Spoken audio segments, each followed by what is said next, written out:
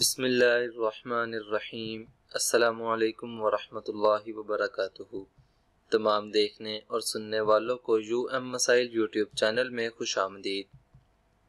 دوستو انشاءاللہ العزیز آج کی اس ویڈیو میں آپ کے ساتھ ماہ ذی الحجہ کے فضائل شیئر کروں گا اور آپ کو بتاؤں گا کہ کیا قربانی کرنے والوں کو بال اور ناخن کاٹنے چاہیے یا نہیں۔ لہٰذا آج کی اس ویڈیو کو آخر تک لازمی دیکھیں تاکہ مکمل بات سمجھ میں آ سکے۔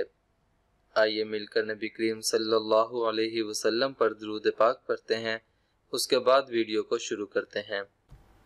اللہم صلی علی محمد وعلی آل محمد کما صلیت علی ابراہیم وعلی آل ابراہیم انک حمید مجید۔ اللہم بارک علی محمد وعلی آل محمد کما بارکت علی ابراہیم وعلی آل ابراہیم انک حمید مجید۔ دوستو ذی الحجہ اسلامی کیلنڈر کا 12واں مہینہ ہے۔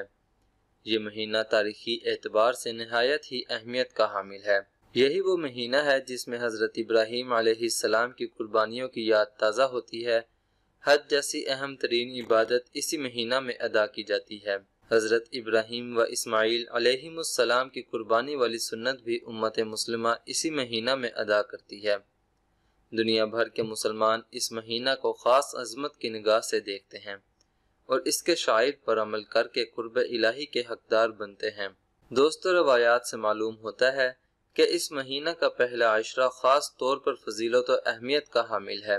حضرت عبداللہ بن عباس رضی اللہ عنہما کی روایت ہے کہ دیگر ایام کے مقابل ان دنوں کے اعمال اللہ کو بہت پسند ہے۔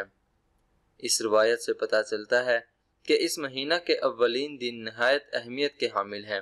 ان دنوں میں زیادہ تر وقت عبادت ہی میں گزارنا چاہیے۔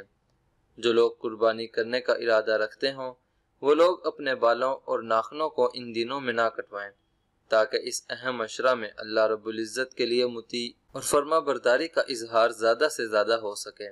جو لوگ حج کے سفر پر نہ گئے ہوں ان کے لیے مناسب ہے کہ اپنے مقام پر رہتے ہوئے جہاں تک ممکن ہو یکم ذی الحجہ سے 9 ذی الحجہ تک روزے رکھنے کی کوشش کریں۔ البتہ 9 تاریخ کے روزے کا خاص طور پر اہتمام کریں کیونکہ یہ دن فضیلت اور ثواب کے اعتبار سے نہایت عظمت والا دن ہے۔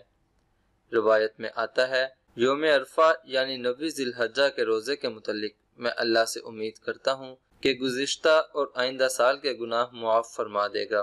دوستو ذی الحجہ کے پہلے عشرہ کی یہ خصوصیت ہے کہ اس میں اسلام کے تمام بنیادی ارکان جمع ہو جاتے ہیں، یعنی حضرت ابراہیم علیہ السلام کی سنت تازہ کرنے سے صاحب ایمان کا عقیدہ توحید پختہ ہوتا ہے، نمازوں کی پابندی ہوتی ہے، نفل روزوں کا اہتمام ہوتا ہے اور اس کے اندر قربانی کے لیے ایک خطیر رقم بھی راہ خدا میں صرف کرنے کا جذبہ پیدا ہوتا ہے۔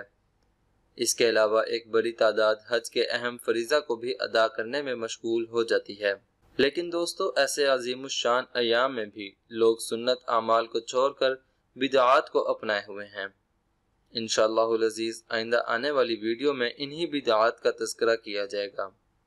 آج کی یہ فضائل والی ویڈیو آپ کو کیسی لگی کمنٹس باکس میں ضرور بتائیے گا۔ امید کرتا ہوں کہ آج کی یہ ویڈیو آپ کو ضرور پسند آئی ہوگی۔ ویڈیو پسند آنے کی صورت میں ویڈیو کو لائک کریں اور اپنے دوستوں کے ساتھ بھی ضرور شیئر کریں اور مزید اسلامک ویڈیوز کے لیے ہمارا چینل مسائل ضرور سبسکرائب کریں۔